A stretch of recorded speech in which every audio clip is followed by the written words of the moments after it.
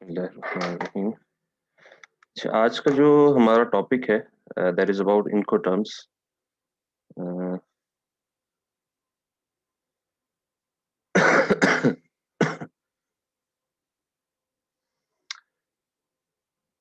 जैसे कि इनकोटर्म्स का पहले मैंने जिक्र किया था, these are called international commercial terms.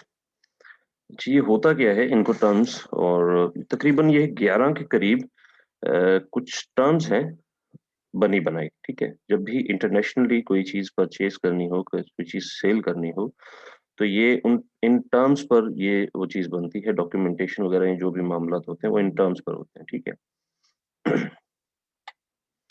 Incoterms 2020 explain how they will affect global trade. ठीक है, the international chamber of commerce have published. अच्छा, इनको पब्लिश कौन करता है? इनको करता है आईसीसी, जिसको कहते हैं इंटरनेशनल चेंबर ऑफ कॉमर्स। ठीक है, ये 2010 में भी इनकी एक टर्म्स थे जो यूज हो रहे थे, फिर उनमें से कुछ ऑब्सोलीट हो गए थे, फिर 2020 में जो है वो इनको टर्म्स दोबारा से नए कुछ मुतारिफ करवाए गए जब ई कॉमर्स का बूम हुआ। तो खैर, the international chamber of commerce have published new Incoterms registered. इसको ये आपका जो ऊपर निशान है that is called registered 2020 that have come into effect from 1 January of 2020। ठीक है, ये 1 जनवरी 2020 से जो नए इनकोटर्म्स थे उनका जो है वो उनको लागू किया गया। ठीक है, और वो 1 जनवरी 2020 से इफेक्टिव थे। The ICC International Chamber of Commerce originally published Incoterms in 1936 and have continually made updates to reflect the changes to the global trade environment. अच्छा, जो इंटरनेशनल चेंबर ऑफ कॉमर्स था, इन्होंने असल में जो इसका पब्लिश किया इनको टर्म्स को, वो 1936 में इसको पब्लिश किया, और साथ साथ उसको ग्रेजुअली जो है वो अपडेट करते रहे। जो भी चेंजेस थी दुनिया के हिसाब से, दौर के हिसाब से, जो भी mode and medians of and means of transaction थे या मीन्स ऑफ गुड्स थे, कि किस तरह जो है वो चीजें मंगवाई जा रही हैं, उस हिसाब से इनको अपडेट करते गए। और इनके जो और ये रिफ्लेक्ट करते थे ग्लोबल ट्रेड के इन्वायरमेंट को। It's important that all parties involved in trade clearly understand the changes and how they apply to globally supply chains। और ये बहुत ही अहम था कि जितनी भी पार्टीज किसी एक तिजारत में मौजूद हैं, किसी एक ट्रेड में मौजूद हैं, क्लियरली वो ये सब अच्छे से जान लें कि क्या चेंजेस और किस तरह से ये जो ग्लोबल सप्लाई चेन्स पर ये असरअंदाज होते हैं, और वो क्या है, ये इनकोटर्म्स। ठीक है, मतलब अगर एक सप्लायर है, एक मैन्युफैक्चरर है, एक डिस्ट्रीब्यूटर है और एक बायर है। बायर इस टर्म में कि वो एक as a third party seller भी होगा। ठीक है, तो उनको इन इनको टर्म्स को जानने का जानना बहुत जरूरी होता है जब उन्होंने अपनी ट्रेड करनी होती है। इस इनको टर्म इंटरनेशनली ट्रेड जब हो तो इनको टर्म्स के बगैर काम नहीं बनता। ठीक है, so Incoterms play such a vital role in the world of global trade. Incoterms 2020 or Incoterms 2020, Incoterms 2010 or Incoterms 2020 may seem complicated, but it's imperative that buyers and sellers clearly understand how they work and their own obligations along the supply chain. Incoterms जो है वो बहुत ही अहम एक vital role जो है वो पे करते हैं जो दुनिया की तिजारत है, ग्लोबल ट्रेड है, उसमें। इनकोटर्म 2010 और इनकोटर्म्स 2020। अब इनकोटर्म 2010 तो ऑब्सोलीट हो चुके हैं। ठीक है, लेकिन इनकोटर्म जो 2020 है वो इस वक्त चल रहे हैं। तो इनको हम 2000, ये हमें कुछ कॉम्प्लिकेटेड जरूर लगते हैं, लेकिन ये इम्पेरेटिव है कि बायर और सेलर। अब बायर है कि हम बायर हैं, जब हमने अली बाबा से या कहीं से भी कुछ डेटा सोर्स करना है लेट से, तो हम बायर हैं। और जब किसी सप्लायर से, किसी मैन्युफैक्चरर से हम बात कर रहे होते हैं तो वो एज ए सेलर है। ठीक है, अब ये इंटरनेशनली जब ट्रेड है तो उसके हवाले से बात हो रही है। तो बायर एंड सेलर मतलब मैं और वो सेलर, वो सप्लायर जिससे मैंने वो चीज परचेज करनी है, क्लियरली अंडरस्टैंड, हमें ये हर तरीके से जानना होगा कि हाउ दे वर्क, किस तरह इनको टर्म्स जो हैं वो काम करते हैं। और हर एक बंदे की, मतलब जो उस ट्रेड में, तिजारत में जो जो लोग हैं, उनका क्या क्या किरदार है, उनकी क्या क्या जिम्मेदारी हैं एक सप्लाई चेन में। बायर है, सप्लायर है, इन सभी की क्या जिम्मेदारी है। ठीक है, in this article, we explain the updates made and provide simple explanations along with an Incoterms infographics to explain Incoterms 2020। अब इसी जो है वो स्लाइड में हम ये देखेंगे कि इनकोटर्म्स में क्या अपडेट्स हुई, इसकी सिंपल एक्सप्लेनेशन क्या हैं, कौन से टर्म्स हैं जिनको हमें जानना जरूरी है 2020 के। तो what are Incoterms? Simply, Incoterms are the selling terms that the buyer and the seller of goods both agree to during international transactions. अगर मिस इसको बिल्कुल सिंपल बात करें तो ये इनको टर्म्स हैं, वो कंडीशंस हैं जिस पर बायर और सेलर अग्री होते हैं कि हम इन टर्म्स पर जो है वो अपनी इंटरनेशनल जो ट्रांजैक्शन है और जो सप्लाई चेन है उस पर काम करेंगे। ठीक है, मतलब ये वो 11 टर्म्स हैं जिसके अंदर डेटा पहले से ही लिखा होता है कि अगर एक बायर है उसने कितनी पेमेंट देनी है सप्लायर को, सप्लायर ने वो सामान जब तैयार करना है, सामान तैयार करने के बाद सप्लायर की क्या जिम्मेदारी है? क्या वो सामान तैयार करके अपने पास रख लेगा? क्या वो सामान तैयार करके उसको पैक करेगा, पैक करने के बाद उसको जो है वो बंदरगाह तक पहुंचाएगा? क्या वो उसको पैक करके बंदरगाह तक ले जाके उसकी बुकिंग करवा के जहाज के ऊपर रखवा के आएगा? मतलब ईच एंड एवरीथिंग इसमें पहले से ही तयशुदा है। So these rules are accepted by governments and legal authorities around the world. और ये जो rules हैं ये दुनिया की सभी governments और जो legal authorities हैं वो तस्लीम करती हैं। Understanding Incoterms is a vital part of international trade because they clearly state which tasks, costs, and risks are associated with the buyer and the seller. अब Incoterms को समझना एक इंटरनेशनल तिजारत के लिए, बैनुल-अक़वामी तिजारत के लिए बहुत ज़रूरी है। क्यों? क्योंकि इसमें बिल्कुल साफ वाज़ेह तौर पर लिखा गया होता है कि अगर रिस्क है, अगर लागत है, अगर उसके ज़िम्मे कोई टास्क है, तो वो बायर को और सेलर को किस-किस तरह एसोसिएट किया जाएगा। मतलब अगर रिस्क की बात करें, हम बाहर से चीज़ें मँगवा रहे हैं, ठीक है? इंटरनेशनली हम चाइना से कोई सामान जो है वो परचेज़ कर रहे हैं और अगर उस सामान को कोई नुकसान होता है, उसकी ज़िम्मेदारी किसकी होगी? बायर की होगी या सप्लायर की होगी? ठीक है? अगर उसको कोई नुकसान होता है या उसपे कोई एक्स्ट्रा लागत आती है लेट्स से, ठीक है? उसकी इंश्योरेंस के हिसाब से, तो उसकी ज़िम्मेदारी किसकी होगी? बायर की होगी या सेलर की होगी। सो इनको बहुत ही ध्यान से हमने जो है वो समझना होता है। The Incoterm states when the seller's costs and risks are transferred onto the buyer. और इनको टर्म्स ही ये बताती हैं कि कब सेलर की जितनी जो लागत है या जो जिम्मेदारियां हैं या जो रिस्क है वो बायर पर कब ट्रांसफर होता है। It's also important to understand that not all rules apply in all cases. और इस चीज को भी जानना बहुत जरूरी है कि हर सूरत हाल में हर केस जो है वो अप्लाई नहीं किया जाता। अब वो क्या है वो हम देख लेते हैं आगे। सम इनकम्पास एनी मोड और modes of transport. Transport by all modes of transport, road, rail, air and sea covers FCA, CPT, CAP, DAP, DPU. ठीक है, replaces DAT obviously and DDP. ठीक है। अच्छा, जो रोड है, फिर रेलगाड़ी है, फिर हवाई जहाज है या समंदर है, इसके रिलेटेड जितने भी ट्रांसपोर्ट्स हैं, ये ट्रांसपोर्ट्स के मीन्स है ना, मतलब बाय रोड हो गया, ठीक है, बाय रेल है, बाय एयर है एंड बाय सी है। इसमें जितने भी इनको टर्म्स यूज होते हैं that is FCA, CPT, CIP, DAP, DPU. अब डीपीयू जो है ये 2010 में जो इनको टर्म्स थे उसमें ये डीएटी था, ठीक है, तो इसको बाद में डीपीयू कर दिया। अब ये आगे मैं बताऊंगा आपको इनके फुल फॉर्म ऑब्वियसली, एनडीडीपी। फिर अगर सी या सिर्फ इनलैंड वाटरवे ट्रांसपोर्ट हो तो sea covers FAS, FOB and CFR, ठीक है, and CIF which we explain below. और इनको हम मजीद जो है वो आगे देखते हैं। इनको टर्म्स इतने अहम क्यों हैं एक इंटरनेशनल ट्रेड के लिए? Incoterms are referred to as international commercial terms. Incoterms जो है उनको रेफर किया जाता है इंटरनेशनल कमर्शियल टर्म्स पे। इसके नाम से ही हमें पता चलता है ये एक जब बैनुल अक़वामी तिजारत है तो उसके जो है ये टर्म्स बनाए गए हैं। They are a set of rules published by the international chamber of commerce which relate to international commercial law. ये एक ऐसा सेट ऑफ रूल है जो कि पब्लिश किया गया है इंटरनेशनल चेंबर ऑफ कॉमर्स की तरफ से, आईसीसी की तरफ से, जो कि ताल्लुक करता है, रिलेट करता है इंटरनेशनल कमर्शियल लॉ। ये अब इंटरनेशनल कमर्शियल लॉ है। जब भी कोई इंटरनेशनली तिजारत की जाती है उसका जो भी केस होता है वो इंटरनेशनल रूल्स के तहत ही लागू किया जाता है। मतलब हर मुल्क का एक अपना रूल हो सकता है तिजारत के हवाले से, ठीक है। कोई मुल्क जो है वो डॉलर में नहीं करना चाहता होगा या कोई मुल्क डॉलर में करना चाहता होगा। मतलब हर एक मुल्क की अपनी-अपने कानून हो सकते हैं। सिर्फ इस चीज से कि एक मुल्क का कोई और कानून है जहां से आप परचेज कर रहे हैं उस मुल्क का कोई और कानून होगा। जस्ट इसकी वजह से जो है वो आईसीसी ने ये रूल्स क्रिएट किए हैं ताकि ये रूल्स जो है वो इंटरनेशनली एक्सेप्टेबल हो, मतलब एक यूनिवर्सल सिस्टम हो कि जो बायर है उसको ये ना हो कि मेरे मुल्क में ऐसा होता है और सेलर जो है उसको ये ना हो कि मेरे मुल्क में ऐसा होता है। तो एक ही उनके लिए जो है वो यूनिवर्सल सिस्टम बना दिया गया। So according to the ICC, Incoterms rules provide internationally accepted definitions and rules of interpretation for most common commercial terms used in contracts for sale of goods. ठीक है। अब आईसीसी के मुताबिक जो इनकोटर्म्स रूल्स हैं वो इंटरनेशनली जो है एक्सेप्ट किए जाते हैं। इनकी डेफिनेशंस, इनके रूल्स, इनकी इंटरप्रिटेशन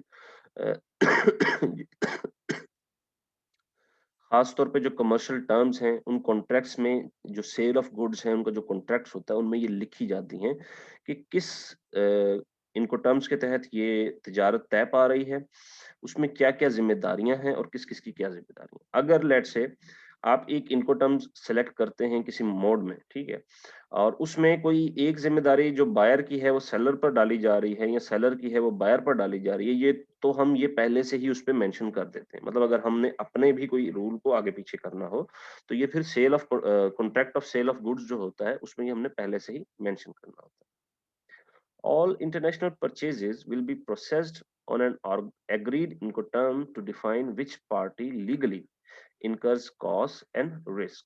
तो जितने भी परचेजेस हैं इंटरनेशनली वो प्रोसेस होते हैं और अग्री किए जाते हैं उस इनकोटर्म पे जो कि डिफाइन किया गया हो कि किस पार्टी को लीगली तौर पे कॉस्ट जो है वो देनी पड़ेगी और किसको जो है वो रिस्क जो है वो उठाना पड़ेगा। Incoterms will be clearly stated on relevant shipping documents। और जो Incoterms हैं ये जो शिपिंग डॉक्यूमेंट्स होते हैं, शिपिंग डॉक्यूमेंट्स तैयार करता है सप्लायर, ठीक है? तो उस पे ये बाकायदा तौर पे लिखा गया होता है कि शिपिंग डॉक्यूमेंट्स पे कि किस मोड के तहत, किस टर्म के तहत जो है वो ये ट्रेड जो है वो जारी की जा रही है। ओके। जो 11 Incoterms, an overview of Incoterms 2020 for 11 terms, 7 for any mode of transport, ठीक है? अच्छा, 7 for any mode of transport का क्या मतलब है कि इनमें से कुछ ऐसे भी टर्म्स हैं जो जस्ट किसी खास, जैसे कि अगर बाय एयर जा रहा है या बाय शिप जा रहा है, बाय सी जा रहा है, तो सिर्फ उसी में लागू होते हैं। लेकिन 7 ऐसे हैं जो कि बाय एयर हो, बाय सी हो, बाय रोड हो या बाय रेल हो, तो इन सभी पे जो है वो लागू हो जाते हैं। सबसे पहला है जी एक्सडब्ल्यू। एक्सडब्ल्यू होता है एक्स वर्क्स या एक्स वेयर हाउस। मतलब कि जब मैंने ये बात की थी कि जब हमें जो सप्लायर है वो एक अच्छी जो है वो शिपिंग ना दे रहा हो, कि वो सस्ती शिपिंग हो हमें, तो हम उसे कहते हैं जी आप हमें एक्सडब्ल्यू रेट दे दें। फिर हम किसी कंसोलिडेशन कंपनी से बात करके वो उनके वेयर हाउस तक सामान पहुंचा देता है और वहां से जो है वो हम अपने पास मंगवा लेते हैं। That is called EXW. FCA free carrier, FAS free alongside ship, FOB free on board. ये free on board, freight on board था ये, खैर।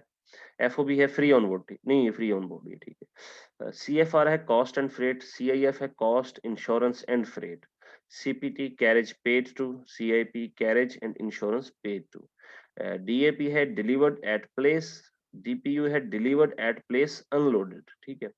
अब ये DPU delivered at place unloaded का मतलब है कि वो आप ही की जगह तक सामान आएगा और उतार कर आपको देंगे। इसके बाद है DDP delivered duty paid, delivery duty paid. जो सबसे ज्यादा यूज होने वाले इनको टर्म्स हैं, these are the DDP, DAP, FOB and EXW, ठीक है। ये चार बहुत ज्यादा यूज होने वाले इनको टर्म्स हैं और इनमें सबसे ज्यादा जो यूज होता है जो सप्लायर यूज करते हैं वो है एफओबी, ठीक है। कि फ्री ऑन बोर्ड है, इसमें क्या है कि सप्लायर सामान बना के वो जहाज तक जो है वो पहुंचाता है। उसके बाद जब जहाज पर सामान चढ़ जाता है, उसके बाद उसकी जो भी जिम्मेदारी है, उसमें कोई नुकसान है, कोई कुछ भी है, वो सारी जिम्मेदारी बायर पर शिफ्ट हो जाती है। खैर, इनको हम अभी डिटेल में जो है वो डिस्कस करते हैं।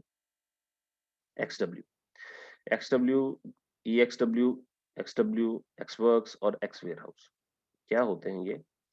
XW means that a buyer incurs the risks for bringing the goods to their final destination. ठीक है। Either the seller does not load the goods on collecting vehicles and does not clear them for export, or if the seller does load the goods, they do so at buyer's risk and cost. XW का मतलब ये है कि buyer जो है वो तमाम जितने भी खर्चे हैं रिस्क के, आखिरी फाइनल डेस्टिनेशन तक गुड्स को, प्रोडक्ट्स को लेकर आने की वो सभी बायर की जिम्मेदारी होगी। या तो सेलर जो है वो गुड्स को लोड नहीं करेगा कि वो गाड़ियों पर लोड कर दे, या फिर वो लोड नहीं करेगा कि वो एक्सपोर्ट के लिए क्लियर हो सके।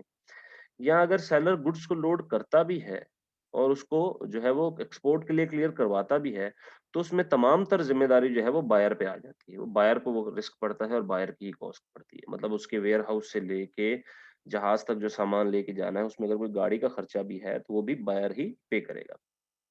या अगर कोई नुकसान हो जाता है, तो वो भी बायर के ही ज़िम्मे है। If the parties agrees that the seller should be responsible for the loading of the goods on departure and to bear the risk and all costs of such loading, this must be made clear by adding explicit wording to this effect in the contract of sale. अगर parties इस चीज पर agree हों कि seller जो supplier है हमारा वो रिस्पॉन्सिबल है तमाम तर जो हमारे गुड्स हैं जो आइटम्स हैं जो क्वांटिटी है ये जो इन्वेंट्री है उसके डिपार्चर को जो भी उसमें तमाम तर जिम्मेदारी है वो सप्लायर की होगी कि सप्लायर ने सामान बना लिया उसको पैक कर लिया वो गाड़ियों पर उसको लादेगा गाड़ियों पर लाद के उसको जहाज तक लेके जाएगा वहां पे डॉक्यूमेंटेशन दिखाएगा उसको एक्सपोर्ट के लिए क्लियर करवाएगा क्लियर करवाने के बाद वो सामान जो है वो आ जाएगा तो ये चीजें एक्सप्लिसिटली लिखी जानी चाहिए, ठीक है?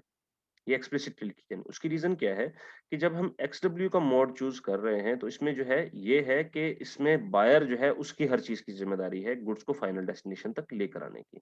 अब एक्सडब्ल्यू तो हमने चूज़ कर लिया, लेकिन अगर हम कुछ ज़िम्मेदारी सेलर को भी देना चाहते हैं, तो वो हमें उस पर एक्सप्लिसिटली इस पर बात करनी होगी और एक्सप्लिसिटली उसको लिखवाना होगा।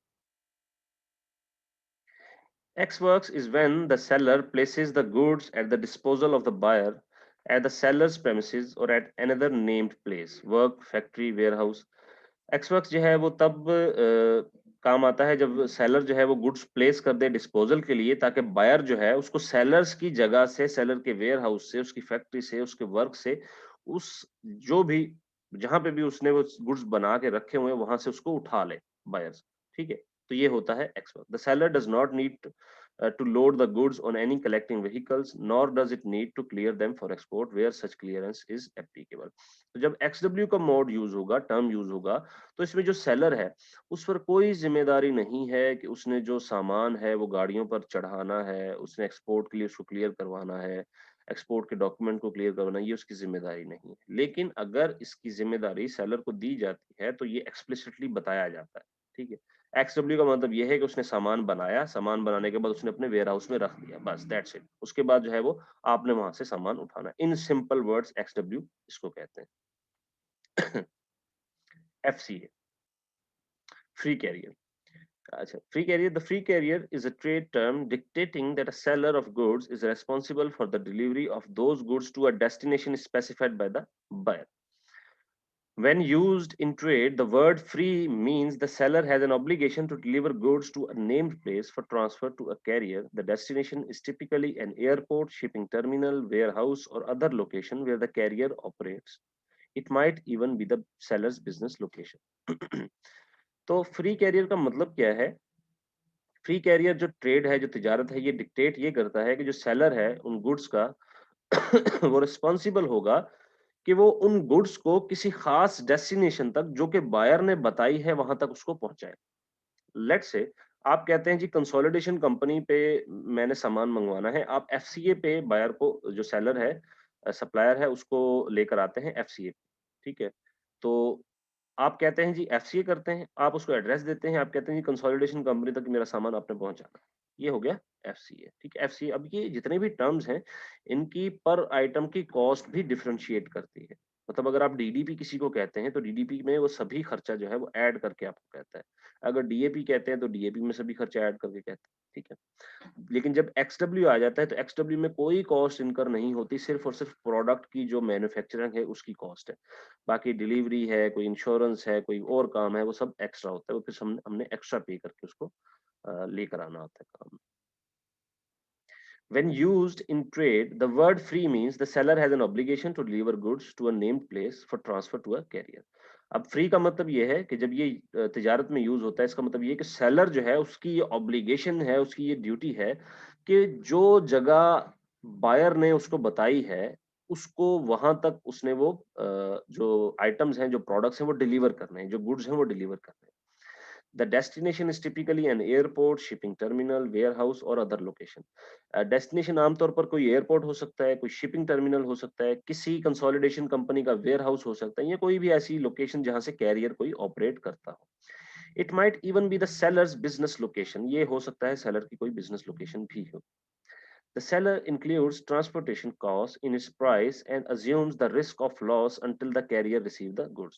जो सेलर है उसने जो है वो ट्रांसपोर्टेशन की कॉस्ट जो है वो पहले ही गुड्स में एडजस्ट कर ली होती है, ऑब्वियसली, जो मैं जैसे मैंने पहले कहा, और उसकी प्राइस जो है वो एडजस्ट कर ली होती है. और उसको ये भी पता होता है कि अगर इसमें कोई नुकसान होता है गुड्स को, तो वो उसकी जिम्मेदारी है जब तक जो बायर है वो गुड्स को रिसीव नहीं कर लेता.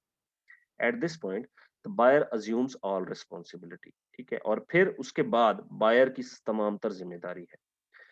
The seller delivers the goods to the carrier or another person nominated by the buyer at the seller's premises or another named place. जो सेलर है, जो सप्लायर है, उसने जो गुड्स हैं, उसने वो गुड्स वहां तक पहुंचानी है जहां तक बायर ने उसको कहा है. मतलब अगर वो किसी वेयर हाउस है, कोई एयरपोर्ट है, कोई शिपिंग टर्मिनल है, वहां तक पहुंचाने की जिम्मेदारी सेलर की है. ठीक है, ये जो भी पर्सन नॉमिनेट बायर ने किया था, उसके बाद तमाम तर जिम्मेदारी जो है वो बायर पे आ जाती है. The parties are well advised to specify as explicitly as possible the point within the named place of delivery at the risk passes to the buyer at that point. जो पार्टीज हैं, अब parties कौन कौन सी हैं? Buyer है, seller है, या कोई कैरियर वाला हो सकता है, लेकिन उसमें बायर और सेलर दो जो हैं इनको ज्यादा. अब पार्टीज जो हैं वो एक वेल एडवाइज उनको किया जाता है कि वो अपनी तमाम तर जिम्मेदारियां अगर इनसे कोई हटके तो एक्सप्लिसिटली बता दें. ठीक है, क्यों? क्योंकि जो जगह बताई गई है बायर को, सॉरी सेलर को, बायर ने जो बताई है जगह, वहां तक जब गुड्स पहुंच जाएंगे उसके बाद तमाम तर जिम्मेदारी जो है वो बायर पर शिफ्ट कर दी जाएगी. ठीक है, मतलब कंसोलिडेशन कंपनी तक हमारे सेलर ने सामान पहुंचा दिया, अब उसके बाद सेलर का कोई अमल दखल नहीं है. उसके बाद जितनी भी जिम्मेदारी है, कोई भी रिस्क है, कोई भी कॉस्ट इफेक्टिव है, वो सब हमने पे करनी है, हमने अदा करनी है. So that is FCA. एक मिनट.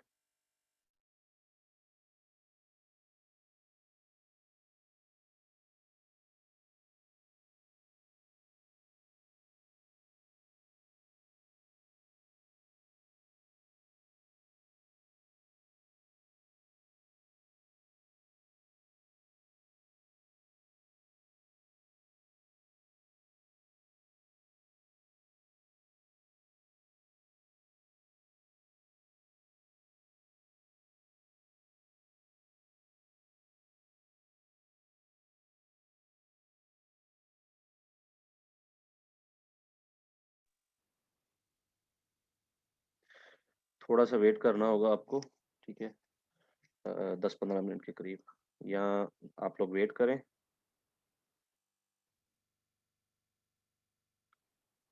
मुझे कुछ काम है, एक तो कॉल्स करनी है, वो मैं कर लूँ.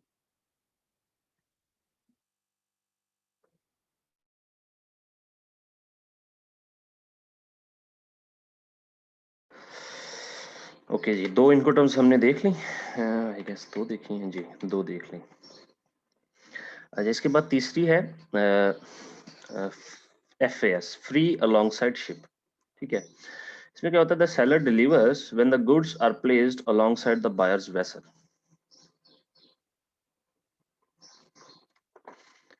जी, the seller delivers when the goods are placed alongside the buyer's vessel at the named port of shipment. This means that the buyer has to bear all costs and risks of loss of or damage to the goods from that moment. ठीक है, इसमें क्या होता है कि जो seller है वो गुड्स को डिलीवर करता है. ठीक है, बायर तक, मतलब जो भी उसने पोर्ट बताया हो, शिपिंग वे बताया, वहां तक जो है वो डिलीवर करता है. इसमें क्या होता है कि इसके बाद जो भी बायर बायर जो है वो सभी कॉस्ट की जिम्मेदारी उस पर होती है. मतलब कोई रिस्क है, कोई लॉस ऑफ डैमेज है, या कोई भी लागत अगर एक्स्ट्रा आती है, तो सभी जो जिम्मेदारी है वो फिर बायर पर वहीं उसी मोमेंट से कंप्लीट हो जाती है. The FAS term requires the seller to clear the goods for export. लेकिन इसमें जो एक एक्स्ट्रा चीज है, मतलब अगर FCA की बात करें वहां से, उसमें ये है कि जो सेलर है वो गुड्स को एक्सपोर्ट के लिए क्लियर करवाता है. ठीक है, मतलब जहाज पे जब उसने उस को लादना है, चढ़ाना है सामान को, तो वो एक्सपोर्ट के लिए उसको क्लियर करवाएगा, which is a reversal from previous incoterm version that required the buyer to arrange for export clearance. ठीक है, ये उससे रिवर्सल है जो पिछली प्रीवियस इनकोटर्म थी उसमें से, कि उसमें ये था कि बायर जो है वो क्लियर करवाता था गुड्स को क्लियरेंस के लिए, लेकिन यहाँ पे जो सेलर है वो गुड्स को क्लियर करवाएगा एक्सपोर्ट के लिए। However, if the parties wish the buyer to clear the goods for export, this should be made clear by adding explicit wording to this effect in the contract of sale. लेकिन अगर parties इस चीज पर मुत्तफिक होते हैं कि मतलब buyer और सेलर इस चीज पर मुत्तफिक होते हैं कि जो बायर है वही गुड्स को क्लियर करवाएगा एक्सपोर्ट के लिए, तो ये चीज एक्सप्लिसिटली कॉन्ट्रैक्ट पर लिखी जानी चाहिए, वर्डिंग में जो कॉन्ट्रैक्ट ऑफ सेल है उसके ऊपर, कि बायर जो है वो गुड्स को क्लियर करवाएगा एक्सपोर्ट के लिए। अनलेस अच्छा, अगर अब ऐसी कोई चीज नहीं लिखी जाती तो जो एफएएस या जो भी टर्म है उसी पर जो है वो काम किया जाएगा। 1 मिनट, मुझे कॉल आ रही है। अस्सलाम वालेकुम सर। वालेकुम सलाम सर। शुक्र है अल्लाह सर, तुम सुनाओ। इनएक्टिव आ रहा है। जी जी जी जी।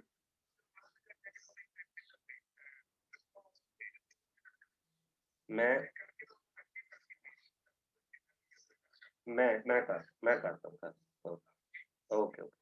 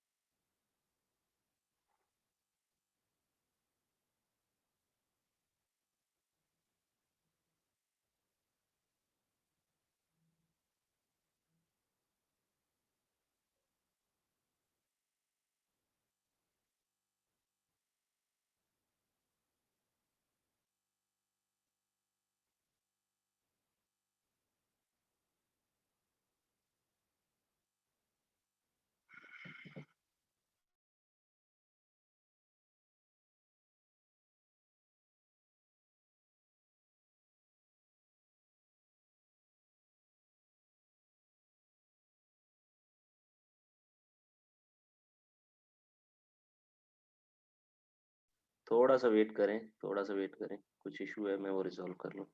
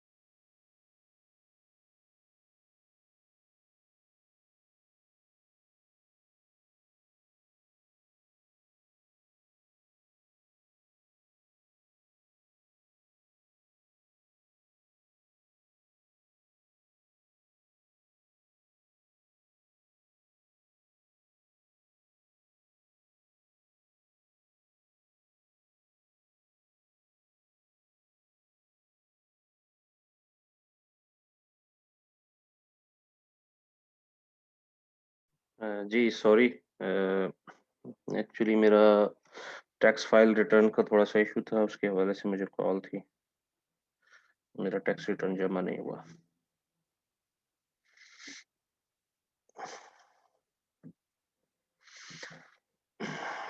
अच्छा जी।